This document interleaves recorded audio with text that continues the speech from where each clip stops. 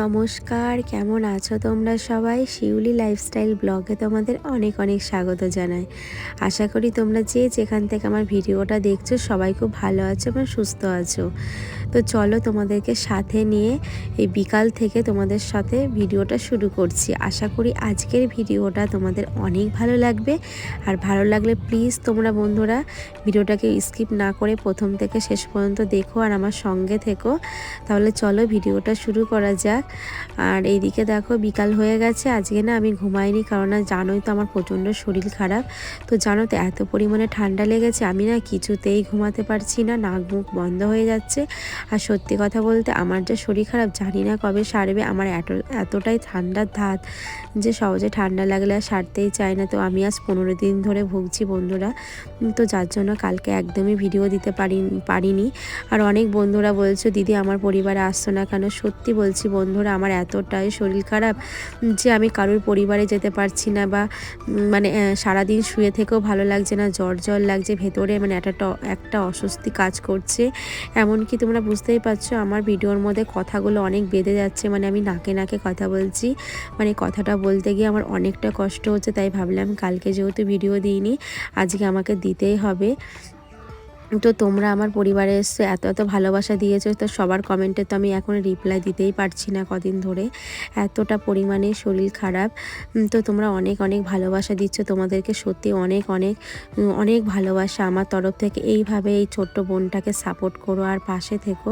আর যারা নতুন বন্ধু আমার ভিডিওটা দেখছো এখনও ভিডিওতে সাবস্ক্রাইব করোনি, তাহলে সাবস্ক্রাইব করে দিয়ে আমার পরিবারে থেকে যেও বন্ধুরা। আশা করি তোমাদের খুবই ভালো লাগবে। আর ভিডিওটা প্রথম থেকে শেষ পর্যন্ত দেখো, আর কেউ প্লিজ স্কিপ করো না। তো যাই হোক, এখানে যত জামা কাপড় ছিল জানো কদিন ধরে এত কাচাকুচো করেছি, মানে এই ঠান্ডা লেগেছে তবুও হাউস ওয়াইফ হয়েও কিন্তু সংসারের সমস্ত কাজগুলো আমাকে করতে হচ্ছে। তো কি করব, আর কিছু কোনো উপায় নেই। এই যে রোজ কাচাকুচো, তারপরে ঠান্ডার লেগেছে তার মধ্যেও মানে সংসারে কাজ করতে একদমই বন্ধ নেই। তোমরা আমার দেখে বুঝতে পারছো যে আমার শরীরটা খারাপ, কিন্তু তবুও মনকে শক্ত রেখে সংসারে কাজগুলো আমি করছি। আর তোমাদের কথার একটু ডিস্টার্ব হচ্ছে, তার কারণে মানে চারিদিকে এত লোকজন, মানে কি বলো তো, ছাদে এসে ভিডিও করছি তো একটু হয়তো বাইরের কথার আওয়াজগুলো আসছে, তো প্লিজ তোমরা মানিয়ে নিও।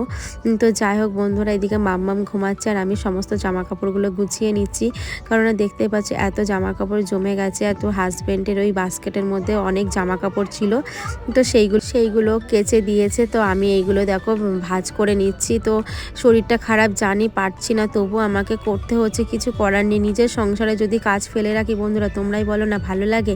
আর তখন দেখবে অনেকটা শরীরে এনার্জি এসে যায় যখন দেখবে তোমার সংসারের কাজগুলো পড়ে আছে।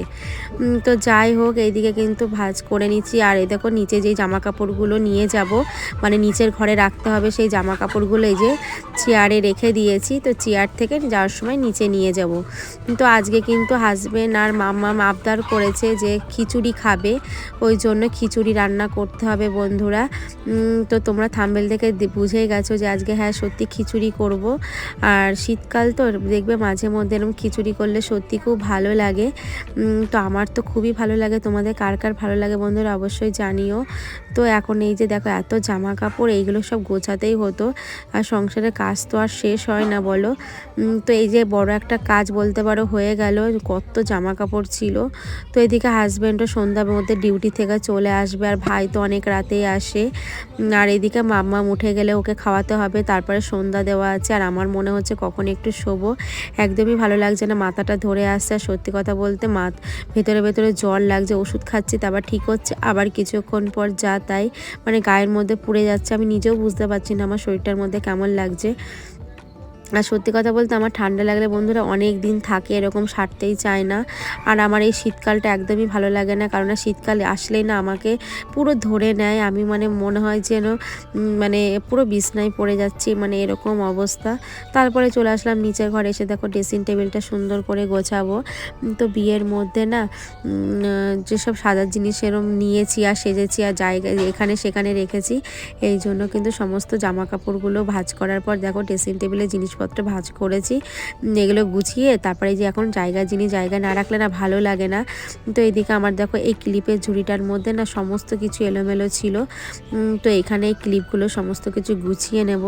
এখানে আমার এই যে সবসময় ব্যবহার করার মতো ক্লিপগুলো রেখে দিই। তারপরে মাম্মামের স্কুলে ক্লিপ থাকে, গার্ডার থাকে, তো সেইগুলোতে ভাবলাম ড্রেসিং টেবিলটা সুন্দর করে একটু গুছিয়ে নিই। আর নিজের কাজ করতে দেখবে নিজের ভালো লাগে। তো আর যখনই দেখবে মানে যত শরীর খারাপ হোক না কেন, সংসারে কাজ করতে কিন্তু খারাপ লাগে না। তখন দেখবে শরীরের মধ্যে একটা অন্যরকম একটা পজিটিভ এনার্জি কাজ করে। তা ভাবলাম বসে থেকে কি করব, সকাল থেকে যেহেতু ভিডিওটা দিতে পারিনি, তাই ভাবলাম বিকাল থেকেই তোমাদের সঙ্গে ভিডিওটা শুরু করি। আর এই যে এইদিকে দেখো সমস্ত ক্লিপগুলো গুছিয়ে নিলাম। আর কি বলো তো, এত বড় ড্রেসিং টেবিলটা গোছাতে অনেকটা সময় লাগে, তো ভিডিওটা অনেকটা বড় হয়ে যাবে। এই জন্য কিন্তু গোছানোর পর তোমাদের ফাইনাল লুকটা দেখাচ্ছি। দেখো আমার ড্রেসিং টেবিলের ভেতরে কেমন লাগছে বন্ধুরা তোমরা জানিও। আর আমার ড্রেসিং টেবিলটা তোমাদের যদি ভালো লাগে অবশ্যই জানিও। তারপরে দেখো এইদিকে আমার হাজব্যান্ডকে বললাম একটু সন্ধ্যাটা দিয়ে দাও, মানে আমি না মানে নাক বন্ধ হয়ে আসছে, মানে কিছু ভালো লাগছে না। তাই জন্য একটু আমার মাম্মাম দেখো ভিডিওটা করেছে, আর আমি কিন্তু শুয়েছিলাম। তো হাজব্যান্ড দেখো সন্ধ্যাটা দিয়ে নিচ্ছে। তো ওর শরীর অসুস্থ থাকলে আমার মেয়ে বলো আমার হাজব্যান্ড বলো অনেক হেল্প করে দেয়, কারণ ওরা জানে যে মাম্মাম যদি একবার অসুস্থ হয়ে যায় আমাদেরকে কে দেখবে। তো তারপরে বন্ধুরা দেখো সবজিগুলো সমস্ত কিছু আমার হাজব্যান্ড কেটেছে, মানে আমি শুয়েছিলাম, ও বললো দাও আমি করি। তো ওইগুলো সুন্দর করে কেটে দিয়েছে। আর আমি সত্যি কথা বলতে মানে বড় সড়ো যেমন তেমন করে কাটি, আর ও কিন্তু সুন্দরভাবে কাটে। তো এদিকে দেখো কুমড়ো, আলু, গাজর, মটরশুঁটি, তারপরে এইদিকে গাজর সমস্ত কিছুই ও কেটে এদিকে দেখো আমি এদিকে ডালের জলটা বসিয়ে দিয়েছি, ও তো পরিমাপটা বোঝে না। আর এদিকে দেখো হাজব্যান্ড কি বলছে জানো, বলছে যে এই যে আমার বউর মানে শরীরটা খারাপ, তাই আমি রান্না করছি, বন্ধুরা মানে তোমাদেরকে বলছে আর কি, তাই নিয়ে একটু হাসছে। আর এদিকে দেখো ভাজাটাও হয়ে গেছে। আর দেখবে আমি মাঝে মধ্যে না এরকম কাঁচাগুলোই মানে গোটাগুলো হাঁড়ির মধ্যে দিয়ে দিই, আমার মাঝে মধ্যে এরকম ভাজা করলেও ভালো লাগে। তো এদিকে দেখো ভাজা এক এক করে ভাজা করছে আর হাঁড়ির মধ্যে দিচ্ছে। আর এদিকে কিন্তু আমি ডালটা ভেজেও দিয়ে দিয়েছি। তো যেগুলো পারে না, যেহেতু ও করছে ঠিকই, আমি পাশে আছি, তার কারণ হচ্ছে ও পরিমাপ তো জানে না, বোঝে না, ছেলে মানুষ, যার জন্য ও শুধু না আইডিয়া করে কিছু দিতে পারে না। তো ওইদিকে ও করছে আর আমি এদিকে দেখো মশলাটা করব। তো ও তো এটা করবে, তাই আমি সাথে হেল্প করি। আর দেখো আমি চাদর পুরো জড়িয়ে নিয়েছি, আমার এত শীত করছে চাদর গায়ে দিয়েও মনে হচ্ছে আমি থাকতে পারছি না। আর আমার মুখ চোখের অবস্থা দেখতে পাচ্ছ বন্ধুরা, মানে কদিন ধরে মানে আজকে যে তো চুলই আঁচড়ায়নি, মানে এমন অবস্থা, শরীরটা এতটাই খারাপ। আর তার মধ্যে দেখো এদিকে আমি পাঁপড়গুলো আমার হাজব্যান্ড ভাজছে।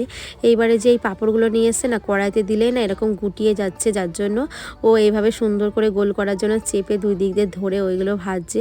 তো এক এক করে ভাজতে থাকুক। আর এদিকে আমার মশলাটা করা হয়ে গেছে, এইদিকে সমস্ত সবজিগুলো হাঁড়ির মধ্যে দিয়ে দিলাম। তো এখন দেখো দুজনে একসাথেই করছি, তো শরীরটা খারাপ। আর এদিকে দেখো বাসনগুলো আমি মেজে নিচ্ছি, আর ওইদিকে পাঁপড়গুলো ভাজছে।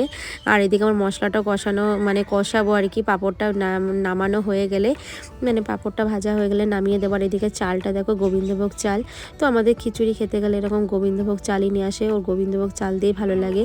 তো এদিকে 2 থেকে 3 বার ধুয়ে নিলাম, আর বেশি ধুলে না গোবিন্দভোগ চালের এই স্মেলটা বেরিয়ে যায়, আর ভালো লাগে না। তো এদিকে হাঁড়িতে দিয়ে দিলাম, আর গোবিন্দভোগ চাল লাস্টেই দিলাম, কারণ আগে থেকে দিলে গলে যেত, ভালো লাগতো না। সবজিগুলো যে একটু সিদ্ধ হয়ে গেছে তখনই গোবিন্দভোগ চালটা দিয়ে দিলাম। আর এদিকে দেখো মশলাটা মানে মশলা বলতে ওই শুকনো লঙ্কা, তেজপাতা, তারপরে 5 ফোড়ন, আর এদিকে আদা, জিরে, কাঁচা লঙ্কা, টমেটো, এই দিয়েই করছি। আর তার সঙ্গে নামানোর সময় তো ঘি আর ভাজা মশলা তো দেবই। আর এইদিকে দেখো হাজব্যান্ডের পাঁপড়ও ভাজা হয়ে গেছে, তো আমি এদিকে একটু নাড়িয়ে দিচ্ছি, ওইদিকে খিচুড়িটা নাড়াচ্ছে। তো দুজনে মিলে করলাম বলে তাড়াতাড়ি হয়ে গেল। আর আমিও তো এতটাই খারাপ লাগছে, আমি একটু একটু করে বসছি আর গিয়ে হাঁড়িতে মানে নাড়া দিচ্ছি, আমার ভালোই লাগছে না। তো সত্যি কথা বলতে হাজব্যান্ড ছিল বলে অনেকটা রক্ষা, মানে ও যদি রাত করে আসতো তাহলে আমাকে একাই করতে হতো। আর যেহেতু সন্ধ্যার মধ্যে ডিউটিটা হয়ে গেছে বলে দুজনে মিলে একসাথেই করে নিলাম। তো আমার দেখো এদিকে লাস্টে ঘি না দিলে তো খিচুড়ির মধ্যে জমেই না, তো ঘি আর ভাজা মশলা দিয়ে দিলাম। তো এদিকে আমার খিচুড়িটা কমপ্লিট। এখন মাম্মামকে খেতে দিয়ে তারপর আমরাও খাবো, আর ভাইও চলে আসবে, একসাথে খেতে বসবো। তো এই যে মাম্মামের জন্য খাবারটা বেড়ে নিয়েছি, চলো মাম্মামকে খেতে দিই। আর ও তো গরম খেতে পারে না, ওই জন্য একটু আগের থেকে নামিয়ে নিলাম। তো তোমরা বলো খিচুড়ি কালারটা দেখে কেমন লাগছে।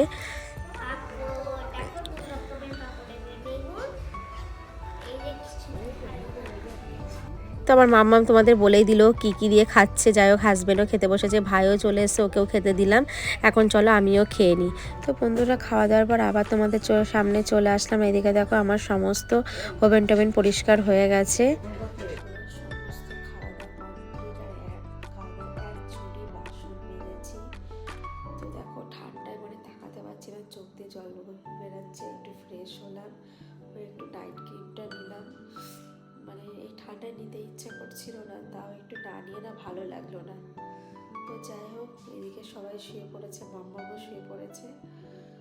তো তাহলে চলো ভিডিওটা এখানে শেষ করছি। তোমাদের যদি ভালো লাগে অবশ্যই একটা লাইক কমেন্ট করে দিও। টাটা বাই, সবাই খুব ভালো থেকো, সুস্থ থেকো, সবাইকে জানাই